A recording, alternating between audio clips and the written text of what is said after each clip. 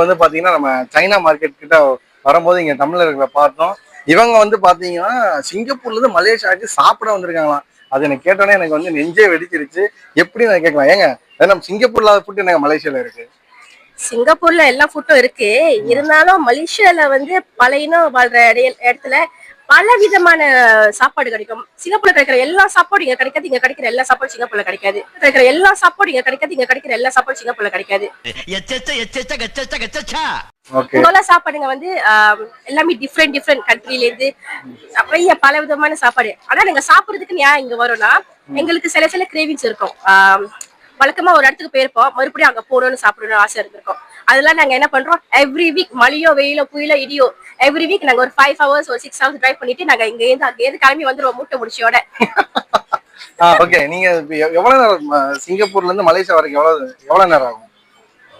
Traffic தங்குது இருக்கு. ஒரு ஒரு 3 ஹவர்ஸ் இருக்கும் ஜெர்னி வைஸ்.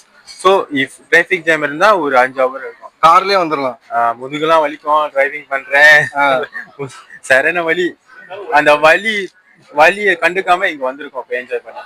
ஓகே, நீங்க வந்து இப்ப சிங்கப்பூர் மலேசியாவுக்கு அப்புறம் நீங்க தமிழ்நாட்டுல வந்த இடம் என்ன இடம்? சிங்கப்பூர் மலேசியா விட்டுருங்க. இந்தியாவில தமிழ்நாட்டுல நீங்க எங்கெல்லாம் வந்திருக்கீங்க, டிராவல் பண்ணிருக்கீங்க? என்னோட ஹோம் டவுன் வந்து தஞ்சாவூர். ஸோ மதுரை பக்கம், தஞ்சாவூர் பக்கத்துல எல்லா ஸ்டேட்டுக்கும் நான் வந்து போயிருக்கேன்.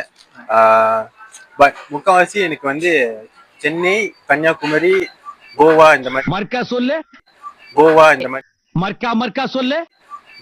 மாதிரி இடத்துல ரொம்ப கோவா விட முடியல.